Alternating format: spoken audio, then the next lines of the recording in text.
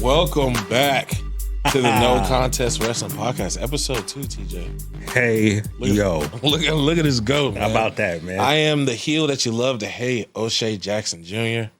I am the TOOJIGG, the 2G. Holler if you hear me. But yes, yeah, indeed. man, we had a pretty impactful weekend for wrestling, dude. Man, well, first and foremost, a pretty impactful weekend for No Contest Wrestling Podcast. We kind of hit the ground running. A little bit. We got a little bit of success. I might eventually change my number again. But yeah, dude, we want to thank everybody for how much you guys got involved with the success of the show for our first episode, our premiere episode. Special thanks to CM Punk. We will be getting into part 2 a little bit after we talk about things like bad blood. My goodness, dude. Man. He said that, and I quote, "I have to deliver a classic." Isn't that what he said? Yeah. In episode 1, and he and Drew McIntyre did just that on Saturday. And you can tell it had such a big fight feel from the slow walks to the cell, feeling on the steel, just those things that you kind of expect from a Hell in a Cell match. And we've had a few. It had its own PLE, but this felt like the Hell in a Cell matches of old, and it's exactly what he told us he was going to do. I mean, I remember asking him off camera, what you got planned, and he said, "Well, I plan on not doing a thing the next day." I mean, he knew he was going to be messed up. Yeah, and that's got to be a weird feeling to like we know, okay, Saturday we got to mess each other up, and it's gonna be bloody, it's gonna be ugly, and you might fall on the way to the back. I mean, and you check these pictures out, and it's the famous the recreation of Bret Hart putting Stone Cold in the sharpshooter at WrestleMania. They kind of recreated that moment with Punk having Drew in the sharpshooter, the crimson mask just covering Drew's face. And then you can see the picture on the right, 15 staples to the head after that toolbox shot. At one point, Drew was just leaking blood. It delivered on every aspect. A lot of people were kind of upset that it kicked the show off because really, how do you follow something like that, and they did. They made it hard for the rest of the card. I'm sure they got to the back and were like, yeah, good luck. Yeah, exactly. Because it gave us everything. And the thing is, we obviously, for those in the know, you know why the main event had to be the main event. But I love the fact that they went out there and were like, all right, top that. Mm-hmm. They knew that they were going to be the ones being talked about all over the internet, and I got so much respect for my man Drew McIntyre. My man Drew McIntyre is such a good bad guy, dude. I love Drew McIntyre, man. There's no question. And what Punk has done, and I guess really it started with Seth as well, but I think it really elevated. He took Drew McIntyre's game to another level, especially in terms of the trolling McIntyre, the Drew on social media, just his entire mic game just stepped up recently. And I don't want to say it's all because of Punk, but it really at the end, I think you got to give a lot of credit to CM Punk for helping. For sure, my favorite feud I've seen Drew in. Because you figure Drew McIntyre's already at a point, can he get much higher? Yeah. And then he showed, character-wise and everything else, he can take it another notch. And if we're being honest, I mean, okay, after he injured Punk during the Rumble, it is Drew's fault. So Drew getting on social media, and just completely trolling Punk the entire time, bro. But then a lot of those situations, I'm like, oh, Drew has a reason to be mad. Well, if we want to keep it G-real, right? Drew McIntyre had the most understandable reason for going heel completely. Anyone. Like, you go back to Clash at the Castle, the man had the title run, boom, Solo Sikoa steps up, debuts, costs Drew. Drew just kept getting screwed over and over and over again. So all the reasons he had for being upset were valid, and yet in the weird world of pro wrestling and fandom, we got a guy who's Yeah, we can tell. We see he's been screwed over by the system, and yet we're still going to choose to boo that man. I don't get it. It only happens in wrestling. If this was real life, he has every reason to be upset. He has every reason to kind of snap the way that he did. But he brought it upon himself as well. Yeah, exactly. Don't start none, won't be none. Mans wins the world title at WrestleMania. Great moment. I was right there. He could have kissed his wife, walked back to the dressing room, and you want to be cute. But you saw Charles Montgomery sitting there, and you wanted to play. And let me tell you something: Charles Montgomery, Punk ain't here for play. He's not for games. Charles Montgomery is crazy. And as I said on the Rich Eisen on the main show, when the Dallas Cowboys did not get Derrick Henry, and then he just ran up our chest and down our back, the Cowboys effed around that chart. They found out. That's what Drew McIntyre did at WrestleMania. You had the 15, 20 pounds of gold. That's a heavy belt, by the way. Yeah. You had it. You saw CM Punk, you effed around, you found out. Next you know, Damian Priest is the world heavyweight champion. Now look at you. But man, it was one of those things like we talked about back in the day of wrestling, that third match, that blow-off match. You know, two men, they can't get along, so they got to get it on. And they had to put them in the Hell in a Cell, and they delivered, and they beat the crap out of each other. And just the throwbacks, you know, the beads. Yeah. At first, I was like, "Oh man!" Drew having a bag of beads, where normally back in the day, a Mankind would have thumbtacks. Sometimes, well, I was like, "It's going to be beads, isn't it?" Beads. As soon as he started getting close, I was like, "It's beads." But it played perfectly into the story that they had woven with one another, and then you know the chain around the knee. You knew where he was going. Hold on, but right before the chain around the knee, Drew McIntyre almost threw out his back.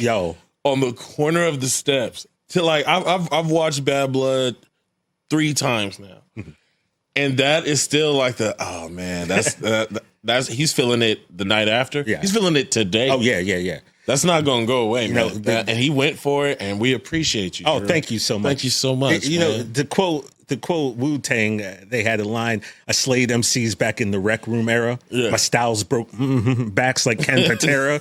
That's what I thought at that point when he went to go for the Claymore and just landed on the steel steps right at the small of his back. That's where Shawn Michaels landed on the coffin against The Undertaker when he basically destroyed his back. And my first thought was like, man, I hope that fingers crossed. Right. Yeah, get the Epsom salt. So, you know, all this went on. You know, Bad Blood was great. The Hell in the Cell paid off. Yeah. You know, we had a women's championship match. Triple H unveiled a new Crown Jewel championship belt, which will be decided by the 2 heavyweight champions of each brand.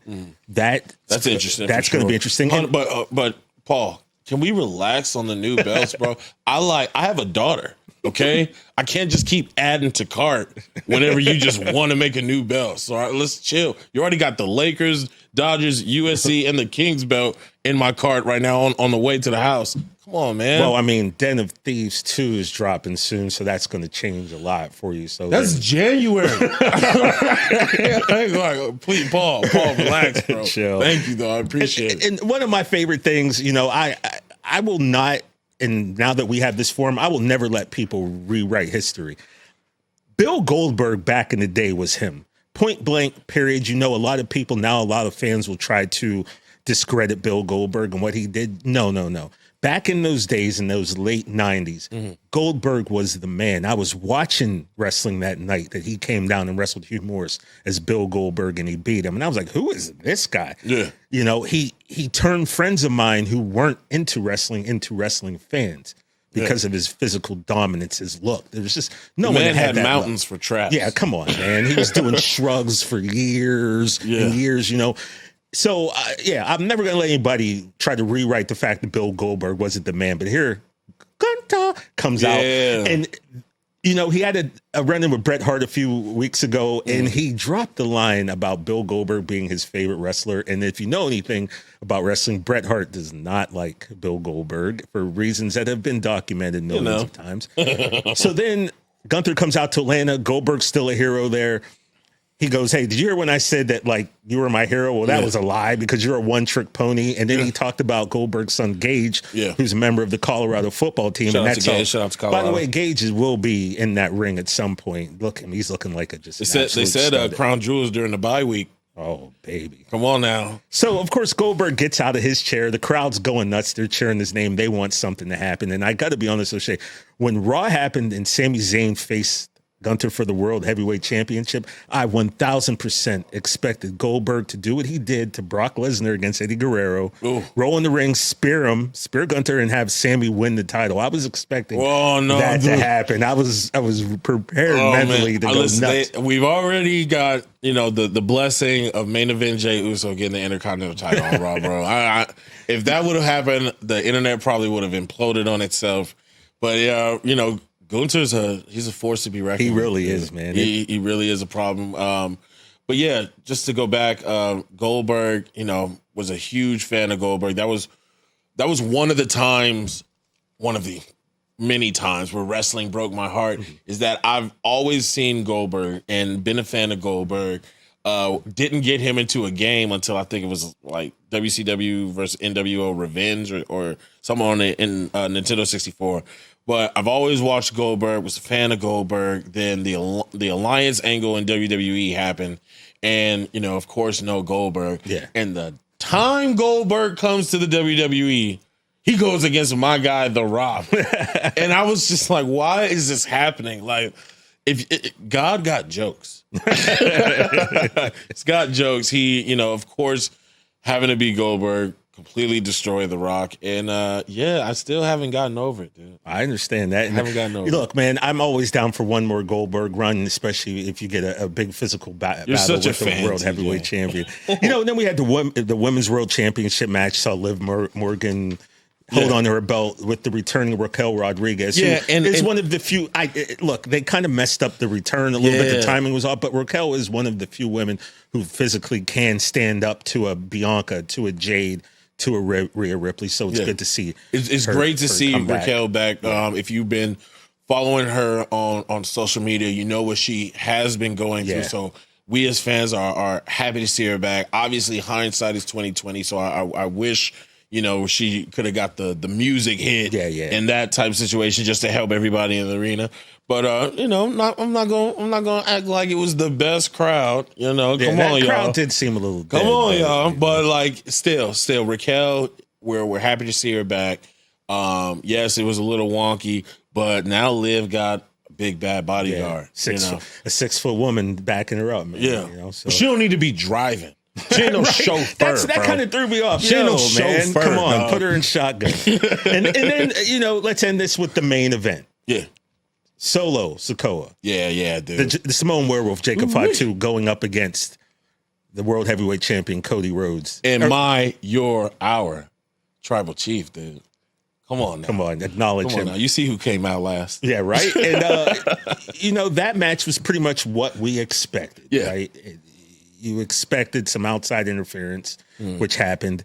We weren't sure if Cody and Roman were going to honor the pact that they had to have each other's backs. It seems as though they did. And then, we got the surprise return. My man Jimmy Uso coming back out. And when they showed Jay in the suite, I was like, oh, my God, are we about to get it all? Are we about to get it all? No, we're not that fortunate. But, obviously they need to reconcile some things before, Jay trades in his blue for black and red, or he might keep it, but we all know what we want to see. We all know where this is headed. It was so good to see Jimmy look good, look healthy. And the Poppy guy was great. Yeah, it was amazing. Took the bandana off, and that was after awesome. Rikishi scared me on Twitter like something was wrong with him. That was the weirdest tweet ever. Dude, chill.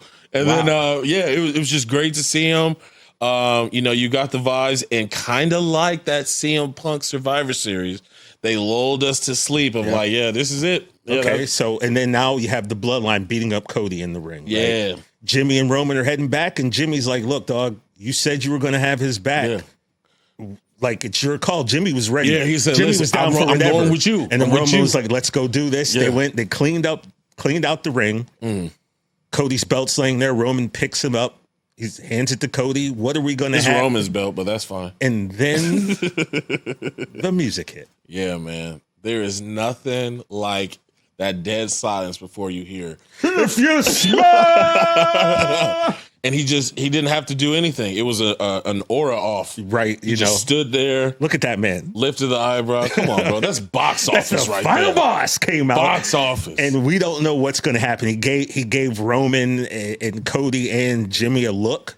Kind of gave them a 1, 2, 3. Y'all friends now. Kind of went, we're going to cut that. And then he walked off and just left the arena going crazy. Cut a live promo on Instagram back to the bus, which was amazing. And he talked to all the legends that are on the production trucks.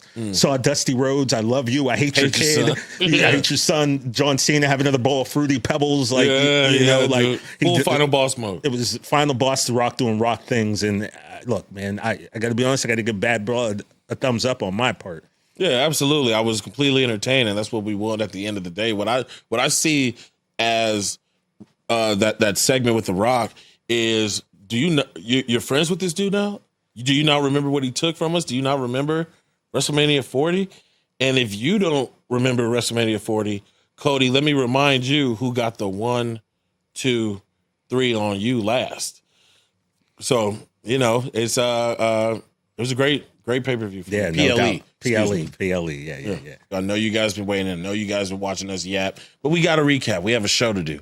So here is the part 2 of the CM Punk interview. It took 2 hours, so we had to break it up into 2. This is before Bad Blood and before the chaos. He's got some great stories for us. Please check it out. Was there a particular moment when you were like, yeah, I'm doing this forever?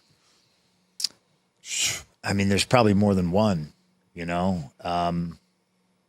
Seeing wrestling live for the first time probably put something in my heart, realizing that there was more than just WWF at the time. Because it's like a cauldron, when you're a kid and your ideas and your personalities being formed.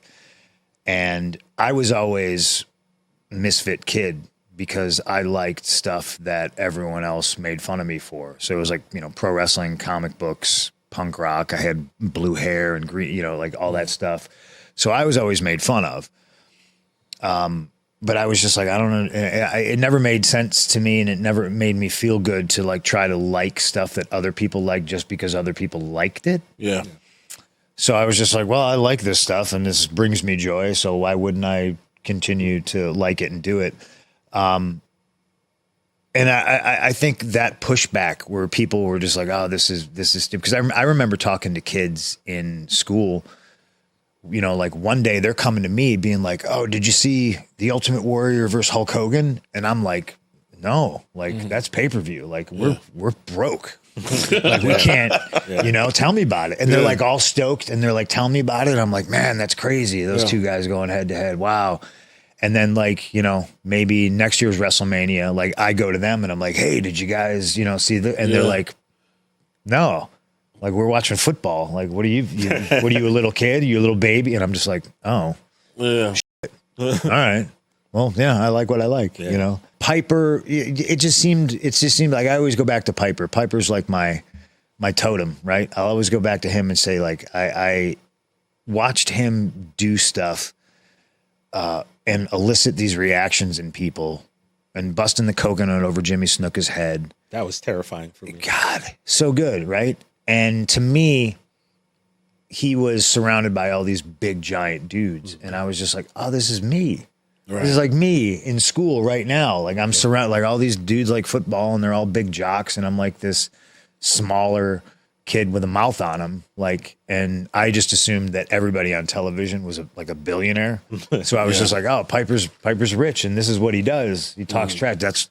That's what I'm going to do. I saw like a pathway, to, out of poverty. I was like, oh, that's it. That's what I'm going to do. Talk smack, beat people. Right? Yeah. And if you remember when Roddy first got to WWF, he didn't wrestle at first. He strictly was in a mouthpiece role. So I think if you weren't aware of what he did in Portland, and if you never saw the quite possibly one of the greatest matches ever, the dog collar match, you wouldn't have known that. No, this guy's more than just talking. Well, I mean, they brought him into like Georgia and Mid Atlantic, and he was a commentator. Yeah, you know what I mean. Wow. But with the the idea that it's going to blossom into, a program with somebody, but yeah, he could talk. It's great. And very well. Yeah. So Roddy Piper was, because there really was nothing like this guy. And he was like, maybe I can't remember if it was him or Flair. I'm a little older than you two, but that first heel. Easy. What's that? Take it easy. Yeah. That first hill that made you go, wait a minute, kind of dig this cat. Like Piper, there was, even though he was talking trash and he was the ultimate villain, there was this cool factor about Roddy Piper, because he would say he had these like little words, you do not throw, you don't throw rocks at someone holding a machine gun. He's Han Solo. Yeah. Okay. Yeah. And he was just like that cool. This dude is cool. Yeah. He's wearing a kilt. So what? He's going to wear a kilt and he's going to go kick your ass, and he's cool. And that was kind of the changing of like what a heel was for me was Hot Rod, Guy was amazing. Well, culture was changing too at that time. Yeah. The rock and wrestling era was at that point. That's when MTV really. And so like different cities would embrace different stuff, like I'm 88, 89 when Flair and Steamboat are wrestling, and you think the formula's going to be on track. Yeah. Here's Ricky Steamboat. He's got Bonnie, his wife. He's got his little kid, Richie. The All-American story, right? Bro, you go to Philadelphia, they start booing him. That was and they're cheering insane to me. Flair. Because Flair's talking about going out and getting f***ed up with broads in a limo, and he's partying with his boys. Yeah. And Steamboat's talking about the family unit.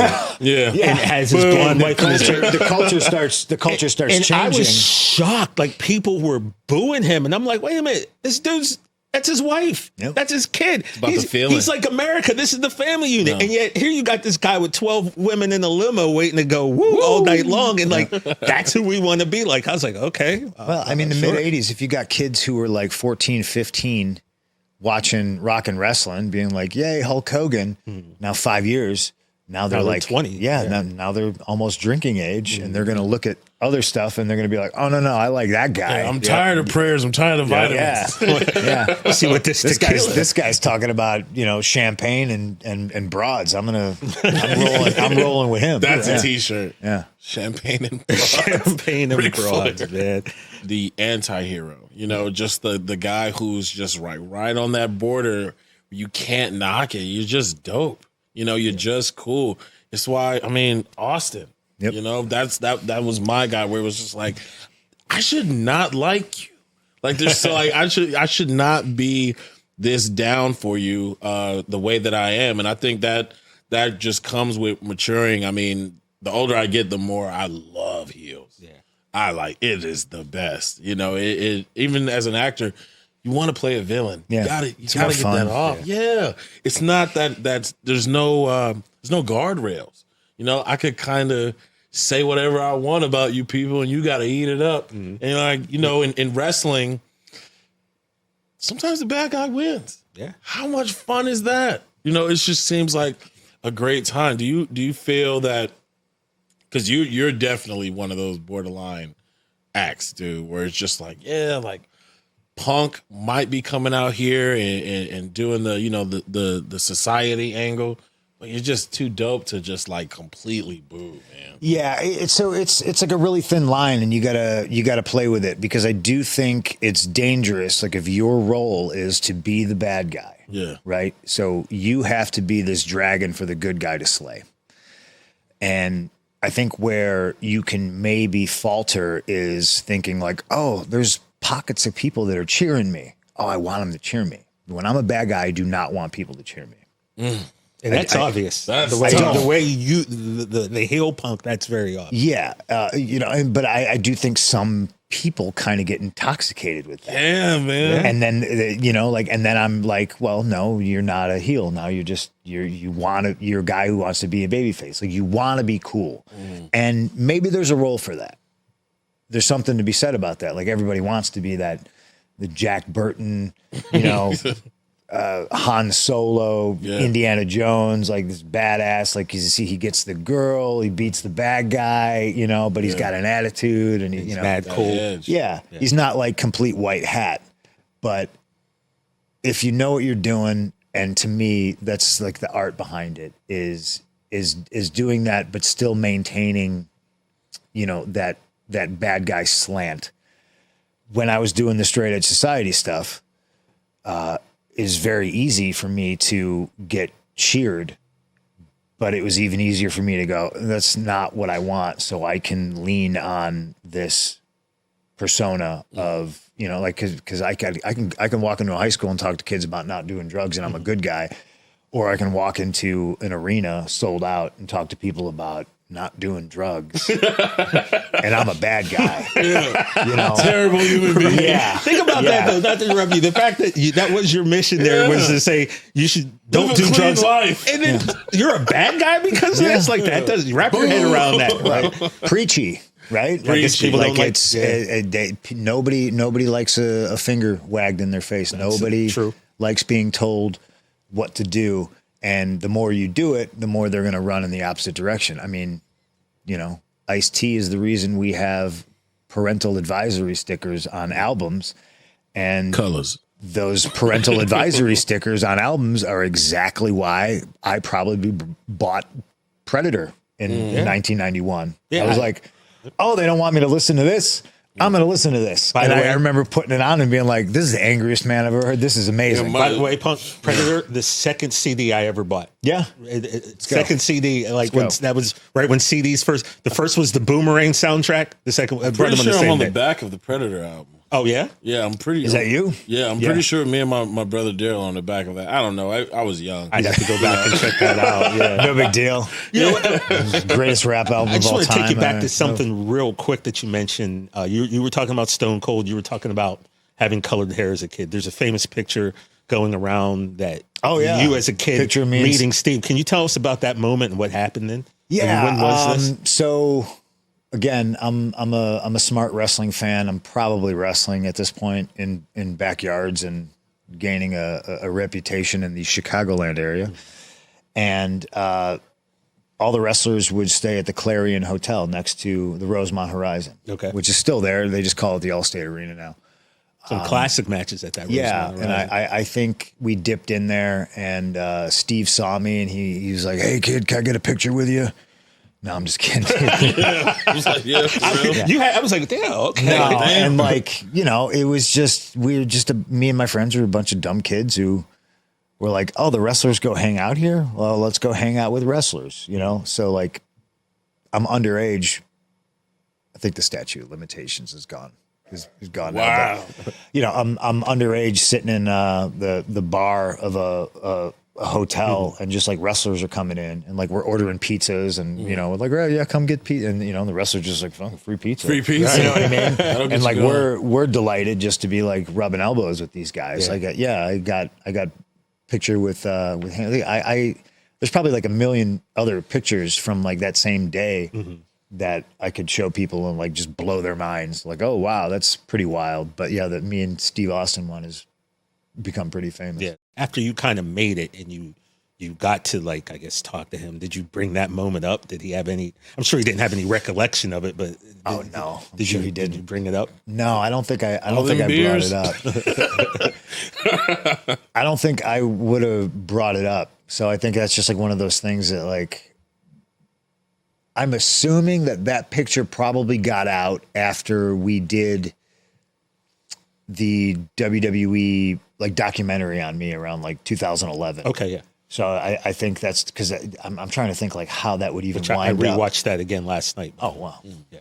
we got to do another one of those. Yeah, that But was I'm sure that's how that picture got out, because I can't think of how else it would have. You're saying you didn't put it on Twitter or anything? No, I wouldn't have done that. So there's probably, it sounds like something that they would do. Like, oh, you got any pictures that we can, you know, put up there? And I'm sure that's how that got out there. Now we've seen you interact with the newer generation, you know, the up and comers with NXT and things like that. Has anybody presented you a photo of like you Every and them? single one of them. I'm about to say, you must have so many people giving that to you. Every single one of them. And I go home to my wife, like just completely humbled and like emotional about it. Yeah. You Yeah. know, because like again, going back to earlier in the conversation where I say like, I woke up one day and I was this dude, Yeah. you know, and when kids come up to me and they're comfortable enough to be like, hey, look at this. And it's a picture of them when they're little at an autograph signing, you know, and they tell me, hey, you inspired me to do this. It's just like me getting to tell Roddy Piper, hey, you're the reason I did this, you know? And I don't know if it meant anything to him, but it meant something to me to be able to tell him that. So legitimately on a daily basis. Like, you know. Yeah, my follow-up was going to be, you know, what has that done for you just like mentally and spiritually to be able to kind of like how, you know, every athlete kind of has that love for the game to kind of give back the way that you have and have people willing to listen. Oh, bro, I just want them to not deal with any bullshit that I dealt with. Yeah. That's my thing. You know, when the indies, I feel they'll always be there a little bit, but it's kind of evaporating. Even when I started wrestling, I could wrestle every weekend. Yeah. Maybe twice sometimes, you know, like there were places to work. I really feel like there's not anymore. There's a handful of indies, you know, in different places. But if they run once a month, you know, like how much experience are you getting? And it's, to me, when I signed and I got shuffled down to Kentucky to go to OVW, I was like, I don't want to be here, you know. Because you had already successful career at Ring of Honor, right? Right, so, right. But almost, you know, like brazenly too young to understand the opportunity and a little bit foolish. But the conditions were drastically different than they are now. Like NXT, the way it's set up is just like a college sports program. That's what it seems like, yeah. They have everything in-house and they have air conditioning. Which I always, you know. Oh, y'all got money now. I always walk in there and like, you know, everybody's happy to see me and I'm happy to be there and to see them. And I'm always just like, they got 6 rings in this room over here. They got PT, massage, like everything you could possibly have. It's just like a college program. There'll be kids laying on the floor. They got the Normatec boots on. You know, there's somebody's getting, you know, worked on. There are people getting dry needled, you know, stem. Somebody's rehabbing an ACL over here. They have everything at their disposal to be the best that they can possibly be. Weight room, you know, multiple weight rooms, like everything. It's like promo classes, right? Yeah. To me, it's Disney World for an athlete, and that's why I love going down there. To me, it's the fountain of youth because I walk down there and I'm just like, this is great. Yeah. I'm like, you know, I'm Wilford Brimley in Cocoon. You know what I mean? Like, I want to get in the pool. And, you know, like I feel young again. I'm around all these people, and I'm inspired by their passion to get better. Whereas when I started and I was in developmental, it was like a little bit more cutthroat back then. I mean, a lot more. But we had one ring. Oh yeah, and it was in a building that had no heat, no air conditioning.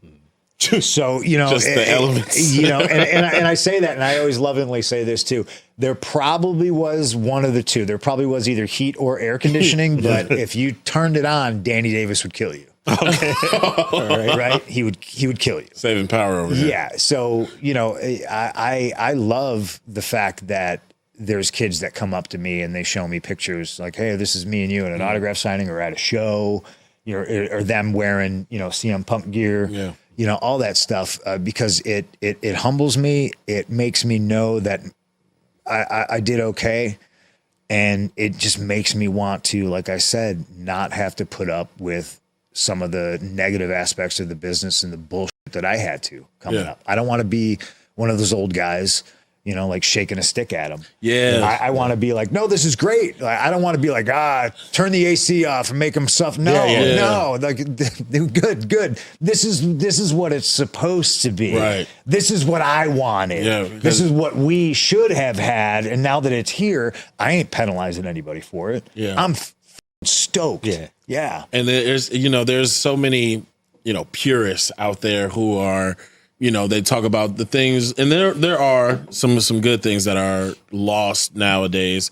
Kayfabe is almost completely gone. Like the curtain is lifted so high. Is there anything that you're just happy it's gone? Like besides the the non-air conditioned buildings.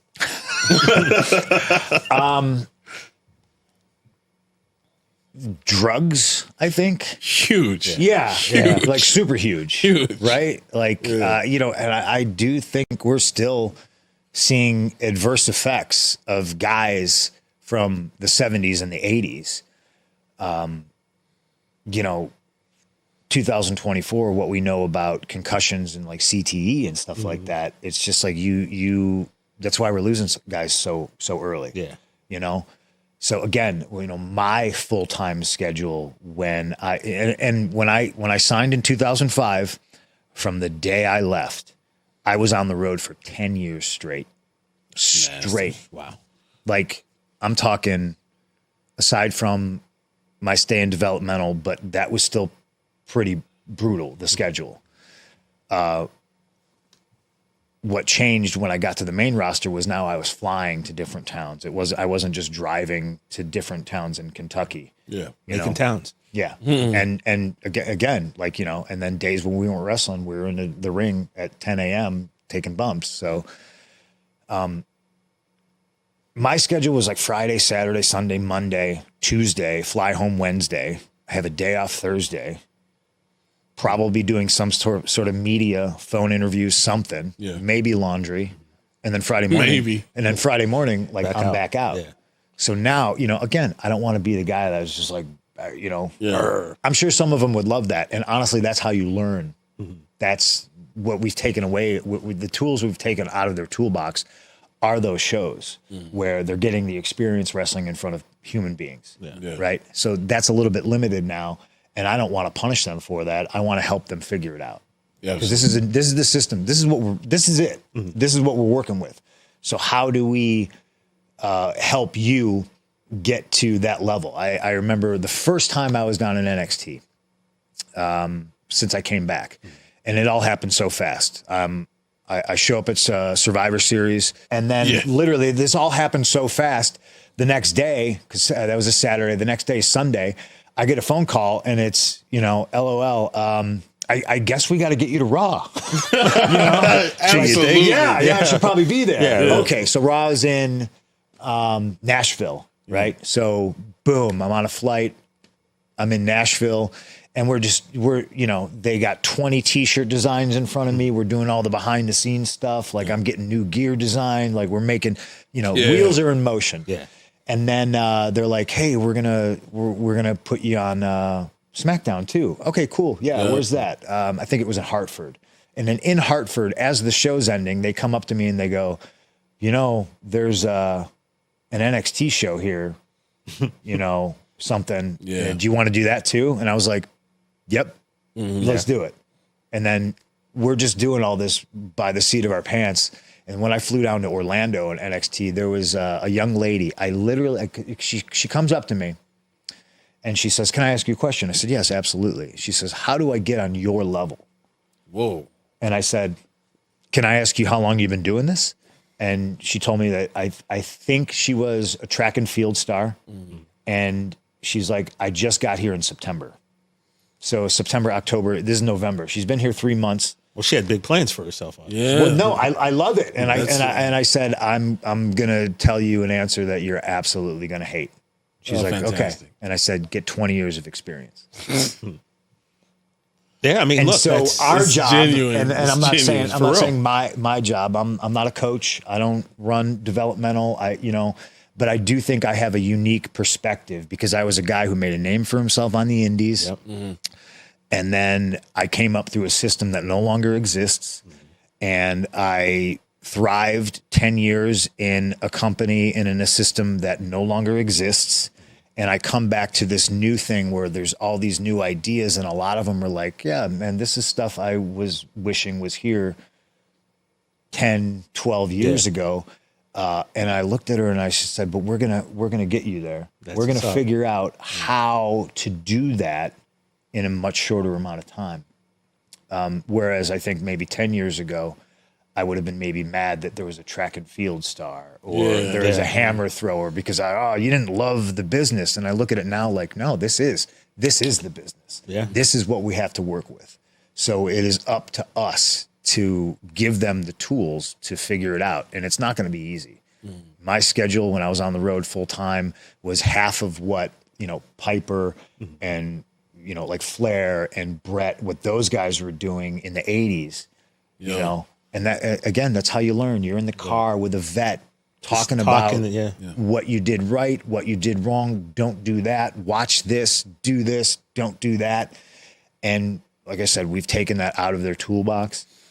So I like to try to go down there as much as I can to try to help them work stuff out. That's dope. Yeah. We're speaking of traveling, so I do have a 2-part travel question with you. Can you tell us, like, some of those road trips, who were some of the guys you enjoyed traveling with? Okay. So my first road family. And then I'll give you part two of this. Part two right away? You were one of the first wrestlers I ever saw had a tour bus. So when did that come into play? Okay. So that was later on, obviously. That was me just kind of whipping my dick out when Vince was still there, But my first, well, I say my first road family, but this is when I was in WWE already, right? And I get called up to the main roster, and so my first road family is Doug Basham and Kevin Fertig, because they're both. Kevin Fertig was Mordecai? Yeah. Okay. And so they're Basham brothers. Basham brothers, yeah. And they're both, Louisville, Kentucky guys. We all lived down in Louisville. So it was literally just like, hey, you wanna ride with us? And I was like, yeah, great. Because they were vets in a way that I wasn't. You could argue, oh, well, I have the same amount of shower time as you, but they were already in this system. Basham did his stuff on SmackDown, so he's been up and down. Fertig has done his stuff on SmackDown. So, like, they obviously have perspective. And I was just like, yeah, I love it. Let's go. So one of us would print up MapQuest directions. This is pre-GPS. These kids today don't even understand a Thomas Guide or anything like that. They would have no idea. Just a giant road atlas. Yeah. That's how me and my boy Ace used to do it. Yeah, just a big ass road atlas. That's how we had to. I still have one in my car right now. Just an old school map. You on expedition, bro? You just never know. What if the grid goes down? I got to find my way to Reseda. Smart. You're wild, dude. It's gonna be a wild show with you. But it was all about saving money. So it was like the three of us in a car driving. 3 of us in a hotel. Somebody's either sleeping on the floor, or you flip one of the mattresses over, somebody's on a box spring, or you get a cot, and you just, you split everything 3 ways. You made it work. Yeah. Yeah. And you 100% made it work. And then I think both of them wind up either getting sent back down or released. And then I'm like, I'm kind of on my own. And then I immediately am like, the den mother, where like now I got a couple of years under my belt, and I'm seeing kids getting called up from developmental, and I'm immediately going to them and rounding them up like, hey, you want to ride with me? Yeah, ride with me? You know what I mean? And so like we'd get a minivan, and it would be like me, Deuce, Domino, Cherry, both Major Brothers, and Hornswoggle. So like, what a band. 6.5. 6.5 people. For those that don't know, Hornswoggle was he was a smaller wrestler. Like you get a minivan. Like nobody wants to rent a minivan, but they're the cheapest thing. So you do what you can. And we try to jam like all of us in a hotel room, which is save that money. Yeah. And it's just, and then there's a draft, and I get drafted to a different show, and it's just like, and then Kofi gets called up, and I immediately first day go to Kofi and be like, you got any buds here? Is there anybody you're gonna ride with? And he's like, no, man, I don't know anybody. And I was like, all right. Yeah, I could tell you guys always making me crazy. You're riding with me, and then me and Kofi, who everyone seems to love, by the way. Oh, great guy, right? He's a gigantic piece of shit. I knew it. The breaking news, the real undercover stuff. He's just a real bastard. He's a great actor. A real That's bastard. our headline. Yeah, don't believe the hype, everybody. Coming up at that time, Paul Heyman apparently took a shine to you. Yeah. Can you explain to us the role Paul Heyman has had in your career from that time you got called up? Absolutely. Or even before you got called up, right? Because you guys met at OVW. Yeah, we met in OVW. Yeah. When I got signed, I was, the system was completely different. It's 2 completely different planets now. So I got signed, And, my main point of contact is John Laurinaitis. And he tells me that, we don't think we're going to send you to OVW. We're going to put you right on the main roster.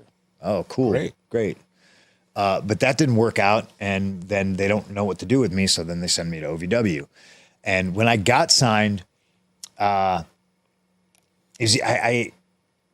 of the age where things get a little cloudy, and I don't want to be Hogan putting myself in somebody else's story. Oh, they will meme the hell out of you. You know what I mean? They're waiting. But it was either a phone call or an email from Jim Cornette. Yeah. Hey kid, super excited. You're coming down here now. Like, this is gonna be great. Can't wait to work with you. Like, I already got ideas, and I'm just like, wow, Jim Cornette. You know what I mean? Going back to talking about people in the business that were, we're losing. And we just lost the devil, Kevin Sullivan. Yeah. So this is somebody who has worn every single hat there possibly is to wear. Yeah. He was a fan. He was a wrestler. He was a booker. He did everything. Yeah. Face heel. Yeah. And Cornette's the same way. So I'm just like, oh man, this is going to be great. I get to work under Jim Cornette. And then, I don't know, like a week later, he calls me. He's like, God damn it, kid, I got fired. And I was like, oh no. So I'm immediately back to, well, there goes my life. My career's over, and the way the culture was back then, I was just like in high school. I was looked at as everything that I liked was a negative. Oh, he's too indie. Yeah. He's too this. He's too that. You weren't 6'8", 300 not pounds. Big, yeah. And at that time, that main roster, when I got called up on TV in 2006, was a murderer's row of top guys. Yeah. Nothing but Hall of Famers. Taker's still on the road full time. Kane's on the road full time. Triple H is a full time wrestler. HBK is just starting to not do as many house shows. Still did them. I tagged with them, but Flair's a main roster, full time talent. Edge, Rey Mysterio, Batista, Benoit, Nasty. Batista, Randy, John. Cena. So there's 11 guys right there, and it's just like, how are you going to fight for TV time against all these Hall of Famers, right? So Cornette gets fired, and I'm just like, great. But what am I going to do now? And I always kind of operated under the idea that this is fleeting. Okay. I'm going to get released, right? Oh no. Because I don't got any allies. I don't have any friends. No one's got your back. No. And then I go down to OVW, and boom, they put Paul Heyman there, right? So I was just like, okay. So disappointed I can't learn from Jim Cornette. Excited I get to learn from Paul Heyman. Yeah. Make friends with Danny Davis, who's equally a legend, done everything. And I dedicated myself to learning as much as I can in that window that I thought I had until I got fired. Right. So that meant Heyman would fly into Louisville at 9-10 p.m. on a Tuesday. I would pick him up at the airport. We'd go right to the Davis Arena, and I would either watch him just write TV and format it, and he did it like it was, it was like me making a cup of coffee. It was just like second nature.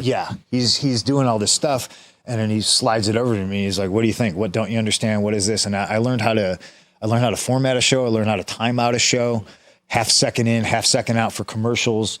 I learned like all this stuff, and then he's just like, "What do you think of this idea? What would you do?" He starts asking me questions. The next thing I know, like, that's on the television show. Okay. So I'm like, am I writing the television show with, and the business being the way it was, I did not want anybody to find that out, because that would just have been more heat on me. Nice. I see what you did there. Roll credits. Yeah. And the thing was, and then we'd do TV Wednesday night. And then I would spend all Wednesday night in this little closet of a room with Danny Davis and Paul Heyman editing the show. Okay. So I learned how to edit it. Right. And I would just sit there, and they're screaming at each other. These two old school dudes just yelling at each other. I just tried to learn as much as I could. So that was my first experience with Paul Heyman. But I learned very fast that I was like, oh, well, he's down here because other people don't like him either. And so me becoming a Paul Heyman guy was more of a gravitational pull, like a scarlet letter on me than anything else. It was just like, yeah, we don't like Punk. Oh, Heyman likes him? Now we hate him. Really don't. You know, please. And so I was just, again, it was one of those things where I was just like kind of confused, but my attitude was like, oh, me? Oh, no. Oh, you. Yeah, exactly. You know what I mean? Exactly. And I was very much under the impression, and there's an alternate universe out there somewhere where this did happen, where I just took all the knowledge I learned in that short amount of time and I got fired and I just went back to Ring of Honor. Yeah. You know what I mean? Because prior to me signing my developmental contract, man, I was stoked. Yeah. I was training kids at the Ring of Honor school Monday and Tuesday. Wednesdays, I would drive from Philly to Baltimore and fly to Nashville to do Wednesday night TNA pay-per-views because they were too cheap to fly me out of Philly. Wow. Thursday, I would land in Baltimore, drive back to Philly, train kids. Friday, Saturday, and Sunday, I was wrestling somewhere. Brother, I was rich. I bought a laptop and I bought an iPod, and I was like, can't tell you nothing. I was sleeping on a futon, and I had 2 roommates, and I was just like, this is it. King of the castle. Life is it for me. Yeah, this is it for me. This is it. The summer of George became really 100%. And I thought I was going right back to that, just armed with more information to continue doing what I love to do. You know, let me ask you guys something. Like your relationship, the first time I really knew you guys knew each other was you posted the picture at the Cocaine Bear premiere. Yeah, it was like Academy Award winning. How did this relationship kind of take? Twitter. Yeah. Before I got rid of Twitter. Yeah, that's right. You aren't on Twitter. You're an Instagram man. Yeah. Look at you go. Yeah. He's got a laptop. But anyway, so I made an iPod, you know what I mean? But yeah, we on Twitter. You said something about you had mentioned my dad in a tweet, and then it was kind of like hey, you know, I'm a fan of your work, yada yada yada. We exchanged. He was we were talking about acting, which I want to get into as well. And then from there, you had hit me when you saw the Cocaine Bear trailer, like, yo, this looks crazy. I was like, want to go? Yeah. It was just really that simple. And then we every now and then just got to talk, let off. Was that the first time you guys had met in person? Yeah. Yeah. Wow. Yeah, dude. I couldn't believe you came. I was like, dude, I'm not missing that. Right. I still can't believe that movie is on my IMDb. It's so great. It's just like it's so great. If we would have won and got nominated for anything, and it's just like the winner is Cocaine Bear. I remember calling my mom right after that came over. I call home. I'm like, what you up to? She goes, I'm watching this bear cocaine movie. I'm like, you're watching cocaine? How many spin-offs are there? There's like Cocaine Shark. I just saw one coming down the pipe. It's like Cocaine Raccoon. Wow. Now that I don't want to mess with raccoons as it is, man. That's a good film. That's a little frightening. They're running packs. Bro. I'm a little afraid of raccoons. You know what I mean? Like, I got that. I got that roll off of Twitter too. Yeah. So you tell that story. It was an article that said Elizabeth Banks gets the rights to Cocaine Bear, and I'm thinking it's just some drug run movie. Mm-hmm. Let me click it. I love Elizabeth Banks. She's and then great. It was like, this is about a black bear eating 88 pounds of cocaine and murdering people. Oh, and it's a true story? And it happened? Yeah. So I retweeted it, and I was like, just take my money now. And then she got in contact with my people and was like, do you want to be in it? So they sent me the script. And then in the original script, I die. And I was like, Elizabeth. Like, no, you're not one of them, are you? I can't. It's not going to work for me, brother. On page 90, pull the Terry. I had to pull the Terry. And well, good for you. Yeah, page 96. I couldn't help but notice that David's name stops coming up in the script. Wow. She was like, you don't want to die? I was like, I've done a pretty good job of not dying. I was in Godzilla, I didn't die. Yeah. It was like getting shot at by stormtrooper. Horror movies, we don't last long in the horror movie. All right, come on, like, let's break this statistic. She was like, all right, you don't die. Dispel some myths. Like, thanks, Elizabeth. Yeah. Wow. I got a nice streak going. Maybe I need to get Twitter back so I can get in an Elizabeth Banks feature film. She should love to have you. Here's what's going to happen about 4 days after we air this, you're going to be in an Elizabeth I don't know. Knock on wood, man. Oof. Putting you in a situation. Okay. You're in a bar. Yeah, I'm going I here, remember bro. this one. Yeah, I'm we going talked here. about this in last the bar. night. Okay. 50 dudes who don't want you in there. It's you and 4 wrestlers that you know, you're guys. And you guys need to get out of that bar. Who are those 4 other wrestlers? So the 5 of you are getting out of there. Now, is this? Not all time. I need people that your people. Oh, you so can call like on. we're talking like if Monday night I go out. yeah. Yeah. You So, need- so I can't say like 1984 Haku. Oh no. He's got an all that's like time. my favorite thing. 1976, Harley Race. I can't do that. No. I'm taking Braun Breaker. Hell yeah. It's 15 gone.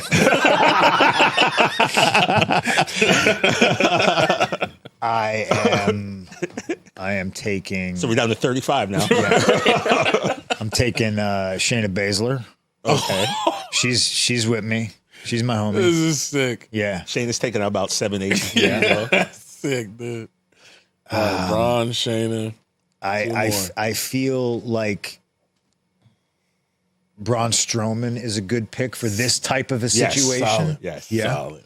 Nicest guy in the world too. But I think if like, hey, we got to get out of here, make a hole. He's making a hole. He's making a hole. He's making a hole. One more. Yeah, you got one more. So we got 3, and then me. That's you, 4. 2 Brons, and a Shayna. Now, does it have to be somebody in WWE? No. All right. Samoa Joe. I knew it. When I wrote this down, I was like, bro, Joe's on here, man. I'm waiting for Joe. There has been, I don't know about statute of limitations again, but there has been some situations in the early 2000s where maybe somebody who looked a lot like me and somebody who looked a lot like Samoa Joe were in similar situations that you described. I saw in a video of you one day, you said your thing to do whenever you land or travel at all, you find coffee, find you somewhere to eat, find a gym. Yeah.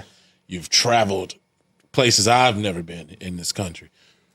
I saw you notoriously, shout out Mindy's Bakery. Are there any spots, across the U.S. where you're like, that's good coffee, that's good food? I always try to go somewhere different. Yeah. And sometimes it's hard, but like recently when I went to Portland, I purposely flew there a little bit earlier because I was like, I'm going to land and I want to go eat somewhere. And in Portland, they got food trucks that are amazing. So it's like you can walk and find any kind of cuisine you want. And Stumptown Coffee in Portland's really, really good. But I've also now adopted this thing where I try to go get a new pair of shoes too. And again, it's kind of like just to experience the culture of whatever city I'm in, walk around. I try to walk everywhere I possibly can. Love walking, love looking at new places and experiencing new things. I'm trying to think, unfortunately, I don't eat what I wish I could eat when I go to a lot of these cities. I haven't had a complex carb since April, I think. I don't even know what that is. So. Yeah. Well, it sucks is what it does. So what I've been doing, I think I did 3 months with no complex carbs. Basically means I eat fruit. So if I feel sluggish or if I, whatever, I just eat a load of fruit. And then after all of my big milestones, I have one cheat meal. Normally I wait to come home and have it with my wife because to me, I could eat junk and then I would just feel guilty about it. When I'm with my wife, it's an experience. We're wiling out, try this, order this. I'm going to order this, but I'm only going to have one bite of it, and I love experiencing those things with her.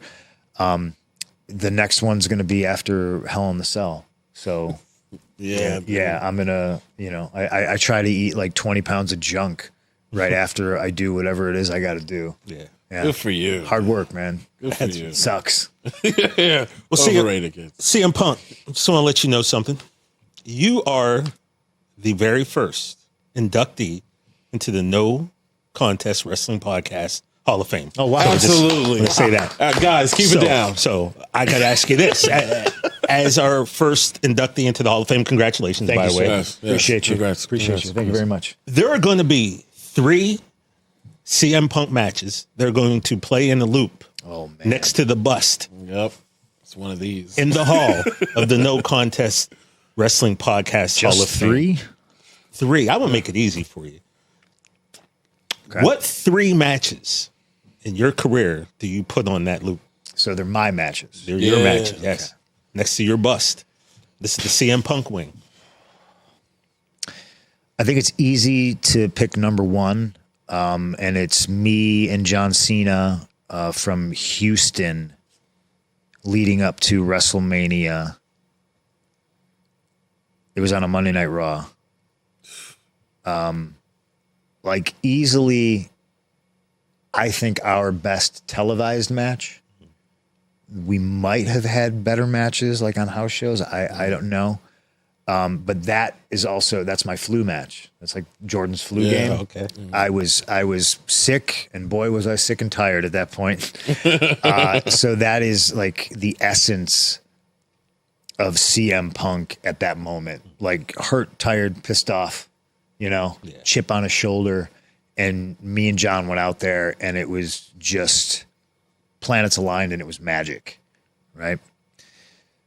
Talk about going out there and, if I could ever say that I had a perfect match, that would probably be it. Okay. And I'm talking like lead up, story, character stuff for both guys, action, crowd, being able to manipulate the crowd how you wanted, listening to them, like everything. And I got to give a shout out to, Michael Cole on commentary too, because he's been the voice of so many epic moments in my career. And this is the match where I hit the pile driver on John. Oh yeah. You know what I mean? Like, okay. So we hadn't seen that in decades on WWE. Right. So again, like that's the first match. Gosh.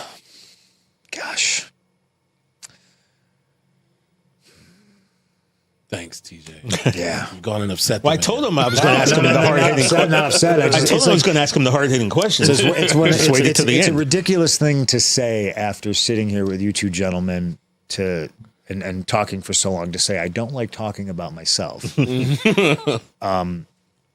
yeah, trying to pick from my catalog, I would put, and again, all these different factors. I've had good matches in front of bad crowds. I've had bad matches in front of good crowds. So like I would disqualify certain matches based on like those criteria, but like as close to perfect as you can possibly get, I would put CM Punk versus The Undertaker at WrestleMania. Oh yeah. I think that's a good one. That was a great one. Yeah. And see, and these are all around the same time too. Okay. So could possibly be like the zenith of my in-ring career. I don't know. I still like to think I'm operating at a pretty high level. Indeed. Me versus Brock, Staples Center, SummerSlam. Okay. Yeah. Yeah. I was there. That's what's up. Staples, bro. Those are the I think those 3 are pretty. It's a pretty good list. All right, we'll start with those 3, and if you change your mind, we'll have somebody just switch them out. Just text me. It's like what a like how fortunate I am though. Like like there's matches I've had with Rey Mysterio that I would put in there. You and Joe had. Yeah, geez. I'm just talking about like WWE stuff, but yeah, me and Joe too. That's easily like number 4. We'll make it 5. We'll make it 5 spots. Yeah, I want to get a Joe. Hard to do, and again, especially with your catalog, it's a humbling question because it makes me go, "Oh man, yeah, I did good. Some stuff. I did good. That's it, man. That's it. Dude, yeah, all right. dude. This has been so enjoyable. This has been fun, and I don't like talking about myself, but like I enjoy talking about the business. So this has been a lot of fun. Well, I'm glad, man. I hope you really did enjoy it yourself. And I know we talked for a long time, and to be quite frank, we could go for another. Bring it in another time, hopefully, because there's so much. We're both huge fans of you. No, this is great. This is a great platform. I just like talking about the business. Like, you know, if you guys are obviously going to get other wrestlers in here, That's absolutely. put another chair up here, and you know, like I would like to come join us sometime. Yeah. Man, you're in town, right? Please. You're in town, right? Yeah, I'm around. Can I be honest and say whenever Yeah, dude. you're bored on a Wednesday, you hit him up. Whenever. You know. All right. Yeah, man. And I'll give up my chair for you, see. Oh, wow. No, you don't got to do that. It is, you know. I'm sure it's Rich Eisen's house. He's got another chair somewhere. We'll get another one for you. Emphasis on the rich. Anyway, thank you guys. You know, this has been the premiere episode of No Contest Wrestling. Phil, they'll never make me hate you. I don't care what Seth Rollins says. I'll try my best if I ever get the opportunity. And like I said, I have way too many of your T-shirts to ever hate you. I appreciate it. But monetarily, I'm way too invested. So You can be like one of those people that burn them. never that. I don't like to waste LeBron money. left Cleveland, like in the streets burning his jersey. I saw some people on the internet burning some CM Punk shirts. Well, they're dummies. They're dummies. No, they're great. Like They're not fans of No Contest. I got them. because they got to buy a new one. Right. I appreciate you guys. This is CM Punk, best in the world. Man, that was it, bro. CM Punk, bro. I mean, CM Punk, what an interview. Thank you so much, that was Phil. amazing. Yeah, like we said, we didn't expect the first interview to go 2 hours, so we appreciate y'all coming back and seeing part 2. But that means that we gotta think about the next episode. We gotta keep the momentum. That's the thing. You don't come with someone who's number 1 or 2 on the call sheet and then go to an extra. Yeah, no. We gotta keep that motion, like you said, in these streets. Exactly. I mean, I personally would like to keep our numbers up. So, I mean, there's no one better that I could think of to follow up that interview than my man Swerve Strickland. Oh, welcome to the pod. Hey. Absolutely, man. So this big Saturday, pressure. Swerve Strickland. I mean, number 2 on PWI, number 2 as far as the guests. I drop water. That's all right. Welcome to the That's show. all right. That's all good. I cause a lot of chaos. That's all wherever I right. go. Good to have you, baby. 100% you do, dude. Yeah. So Saturday we get your return, man. Yeah, man. Wrestle Yes, Dream. You got a lot on your plate. I mean, I see Yeah. MVP coming at my man. Nana. Yeah. What's Shelton Benjamin popping up. There's a lot in the past I could address because the last time y'all saw me, I was not completely out by Hangman Page in the cage match. Oh yeah. Got a lot of people talking for a whole month, and I wasn't even on camera. So there's a lot I could address there. There's a lot I could address with the current, and there's a lot I can address with the future. That's the beauty about my presence on this show coming up, especially my hometown, the city I was born. Oh, Like, there's a lot I can go into. The pop. Man. Maybe like the people are just so like enthralled and emotionally connected to me that I don't even have to say much. I let the people just say it. Maybe there's that. Maybe there's some things I got to say to Nana because there's a lot of business things that went like kind of awry with my presence being gone. No championship. Lost the main event of All Out too. So back to back. But there's a lot of positives out there. The contract, I'm going to be signed for like another very long time. So there's things to address there. My health condition, because I haven't been cleared for like a month now. So there's a lot of things to address there. There's just a lot of different things I have on my mind that I can express and go a bunch of different ways, which is very more like, this isn't just like a talking segment. No, this is me like really conveying like new news. Like me personally, my businesses outside of this. The Mogul's not just a name I gave myself. This is truly what I am and who I am. And now like we get to see where we go forward and what we address in the now.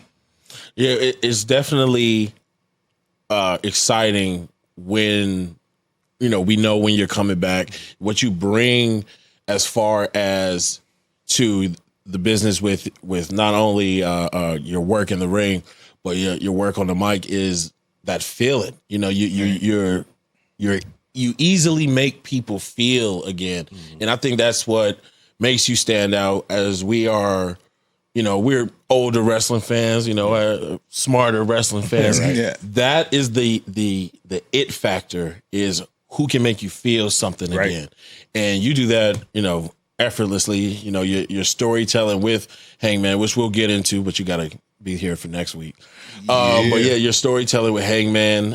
Obviously, we know you got to get your get back, and the fans of you want to get back always. Yeah, that's the key. The people want to see what I'm after, and they know what I'm after now. Yeah, and like without me even being there, now you're seeing how Nana navigates the backstage without me. You get to see his character arc. Now he's kind of brought in like his last interaction with MVP. He's just like, I wrestled. I'll strap my boots back on and like I'll take you on. I'm like, oh, now like whoever fans that didn't know that he had a wrestling background, now you know. So let us see it. Yeah, let us see like, it. Maybe you will, maybe you won't. But you know, like you peel back another layer right there. So you're seeing Nana's little like excursions going on while I'm away. Like, how does it affect him? How does it affect the show? Like, what things, like, does he not have control of? What things does he do have control of? What things that do I need to come in and step in and be like, all right, I need to step in. I need to change some things. What's my impact to these things and stories that we have going on? Just like when Nana was gone, I lost my Mogul Embassy. Christian and them ran amok on me. Those things happen without Nana's presence there. So now you get to see what happens without my presence there, with Nana being on the show. One thing I love about the relationship with you and Nana is, you know, Prince Nana, he was a guy who was in ROH. Yes. So, you know, he had his, you know, his presence there. But when he started to work with you in AEW is when the name Prince Nana, like his whole persona kind of got elevated along with your elevation. Like you put more eyes on this guy, and now people were able to see what Prince Nana brought to the table. And, you know, notwithstanding what he brings to you in a personal business side of what you got going on. Right. But the fact is, and we know, one of the things that gets people most hype about a wrestler is that theme song. That's the first thing that kind of gets you connected. And then, you know, with your song, it's already banging as it is. But then Nana comes out with that dance. And that seemed to have changed everything. That seemed to have, fans who were like, I don't know if I like Swerve, he's a heel or whatever. You get the crowd sing-song. You get the crowd involved, and you got everybody, you know, doing the dance. And to me, that just helped elevate you. And you elevated Prince Nana to the point where now more people know who Prince Nana is and know what he's all about. Well, the funny thing, there was criticism early on. It was like, well, we didn't care about Swerve until Nana came along. We didn't care about the song until Nana added something to it. I'm like, that's the point. That's why we added to another. Like, you know, Jordan didn't win anything until Phil Jackson came along. You know, that's the point. Like, you need that extra oomph. You know, you need that extra push. And have no problem in saying like, and Nana's adding a dance and a visual to a song is what took it over the top and, you know, had it travel the way that it did. Like I said, the song was already banging though. So. Right. Like I appreciate it, but like getting the fans to really like, all right, come on, week in and week out. You know, that was Nana's job just on the entrance alone. You know, it's a team effort, and I have no problem sharing that. If I gotta drop 12 assists or him to get 30, I'll do that. Yeah. I don't have to drop 50 every night. Right. That's the point of the team, and that's my mindset in all things that I do. You know, everybody has to do their part, and if you got the hot hand, push it. You get the hot hand now. You run it, and I'll support you. Just like in music, like if you freaking your solo is just so fire, I'll lay the background tracks. But you're killing it right now. Yeah, you know. I'll see you on the next track. Exactly. You know, and that's what we have. And that's another way we connected in that sense was the fact that, like, we both know music. You know, we both gel in music. Nana DJ'd. He made songs. He's recorded. He's worked at Def Jam and stuff like that. So I'm like, okay, cool. So we, like, a lot of those things were very parallel with the teamwork aspect of me and Nana. He's also, if you think about it, he's a guardian angel to me as well. And like, you always want to know, like, what's somebody's purpose for being there? Why are they there? What, like, if he wasn't there, what would have happened? Like, if Nana wasn't there, I would have lost Texas Deathmatch. Yeah. If you think about it. If Nana wasn't there, Luchasaurus would have killed me with a chair on the House of the Dragons match. So, like, there's a lot of times he's bailed me out or ran interception on my demise, and that's what kept me alive and going. Or as Bill Belichick said, he did his job. He did his job. He did his job protecting his asset, which is Swerve. Swerve is the asset. And especially as the champion, I was like the ultimate asset for our team, and for All Elite Wrestling. So he looks into like the bigger picture of things. Sometimes I'm a hothead and I'm ready to go back in the ring and fight, and now that's holding me back. No, not right now. The bigger picture is this. So he's like also that consciousness on my shoulder telling me like tap into it, or like no, not right now. It's not the time. So there's a lot of different meanings and like purposes that maybe a lot of people don't see or overlook, because everything has to be big for wrestling fans. If it's not big, then it's not meaningful. I'm like, no, the subtleties is what makes it meaningful. And that's what carries the story, and it carries the dynamic between us as people, as humans. You got to understand me as a person and understand him as a person before you understand us as performers. Right. And those are, it's the little things, it's the details that people don't see that make some of the greatest things that we all know and love. If there's one thing you cannot fight, it's chemistry. You guys got chemistry, whether that be with your opponent or, with your manager. And so I think that's why a lot of fans are on pins and needles trying to see what you're going to do on Saturday, because you guys are definitely a dynamic duo. You guys got to make sure that you check out Wrestle Dream this Saturday, but also make sure you come back to the No Contest Wrestling Podcast, because we're going to ask Swerve a whole lot. We got a lot to talk about, man. We're going to get into just what's wrong with you, man. All right, you doing things that you don't need to do. Yeah, man, you aggressive, man. So we're going to get into that. We're going to get into some stories. Talk about his love of the business, or what got him there. These shoes, son. Shoes. We got kicks to show. Everybody, come on, we're always down. We're down with the shoe game. Yeah, when I found out that the wide show shoes, that big pressures on the tongue. That's the big pressures right here. These are my shoes. These are the ones I won the championship in. Okay, all right, I'm a 13. All right. If you want to donate to the No Contest Hall of Fame, you could do that too. I just had SneakerCon. We had 70 pairs. Oh man, that sounds like I didn't get a gift. So, I was like 13. So let me ask you, what can we expect? We don't know much about what you're going to do this weekend at Wrestle Dream. Yeah. What can we expect on something like you can always expect my next evolution of me in any sense, and the subtleties. Like maybe like my hair is different, maybe my look is different, maybe something's different. You'll feel something different in the air, and that's something I always love bringing to the table. Like you don't know what to expect, and that's the beauty of it. That's the beauty of who I am and what I do and what I offer. Like even Tony Khan doesn't know what to expect. And like he just says, show up to work and here's what you got. And I'm like, okay, cool. Well, I'm there to make it happen. And but he trusts he knows I can make it happen. Right. And that's kind of the imprint I have on the show right now. And I love it. I worked really hard to gain that. And I was patient too. I took a long time. I was patient. I didn't rush into it. I was like, let's see how the landscape takes course, and I will find my way and adapt into that. And then now people are anticipating a return of who I am and what I have to bring and what's different, what's new, and what old things I'm going to address. We're going to get into a lot of that. We're excited to see what you got on Saturday, but you're not going nowhere because we got a whole episode to film. That's right. So make sure y'all stay tuned. No we'll see y'all next Wednesday right here at the No Contest Wrestling Podcast.